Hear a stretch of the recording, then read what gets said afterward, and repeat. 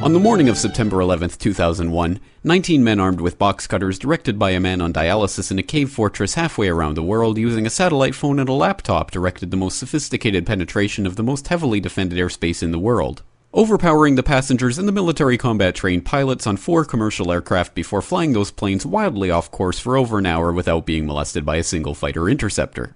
These 19 hijackers, devout religious fundamentalists who like to drink alcohol, snort cocaine, and live with pink-haired strippers, managed to knock down 3 buildings with 2 planes in New York, while in Washington a pilot who couldn't handle a single-engine Cessna was able to fly a 757 in an 8,000-foot descending 270-degree corkscrew turn to come exactly level with the ground, hitting the Pentagon in the budget analyst office where DoD staffers were working on the mystery of the $2.3 trillion that Defense Secretary Donald Rumsfeld had announced missing from the Pentagon's coffers in a press conference the day before, on September 10th, 2001. Luckily, the news anchors knew who did it within minutes. Osama bin Laden. The pundits knew within hours. Osama bin Laden. The administration knew within the day. Terrorists who committed these acts and those who harbor them. And the evidence literally fell into the FBI's lap. That a hijacker's passport was found blocks from the World Trade Center crash site, if you can believe that. But for some reason, a bunch of crazy conspiracy theorists demanded an investigation into the greatest attack on American soil in history. That investigation was delayed, underfunded, set up to fail, a conflict of interest, and a cover-up from start to finish. It was based on testimony extracted through torture, the records of which were destroyed. It failed to mention the existence of WTC-7, Able Danger, P-TECH, Sibel Edmonds, OBL and the CIA, and the drills of hijacked aircraft being flown into buildings that were being simulated at the precise same time that those events were actually happening. It was lied to by the Pentagon, the CIA, the Bush administration, and as for Bush and Cheney, well, no one knows what they told it because they testified in secret, off the record, not under oath, and behind closed doors. It didn't bother to look at who funded the attacks because that question is ultimately of little practical significance.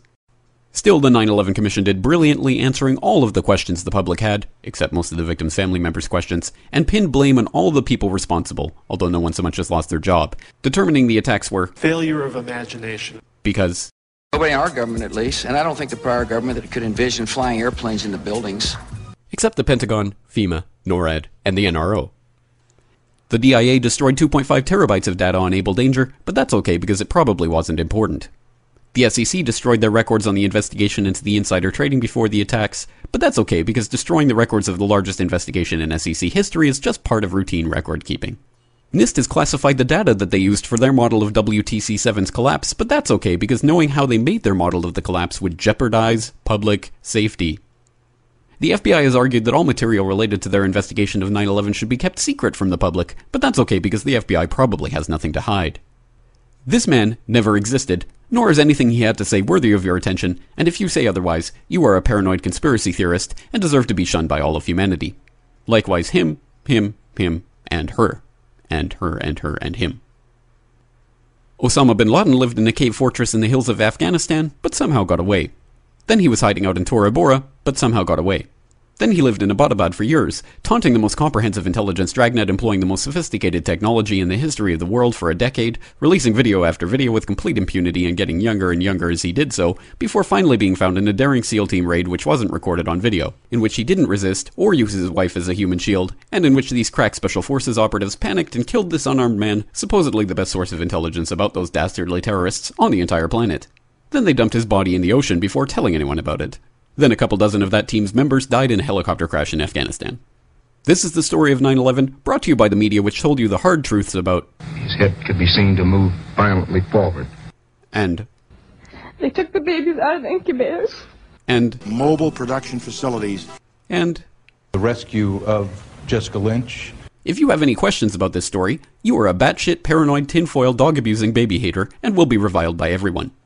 If you love your country and or freedom, happiness, rainbows, rock and roll, puppy dogs, apple pie, and your grandma, you will never ever express doubts about any part of this story to anyone. Ever. This has been a public service announcement by the Friends of the FBI, CIA, NSA, DIA, SEC, MSM, White House, NIST, and the 9/11 Commission. Because ignorance is strength.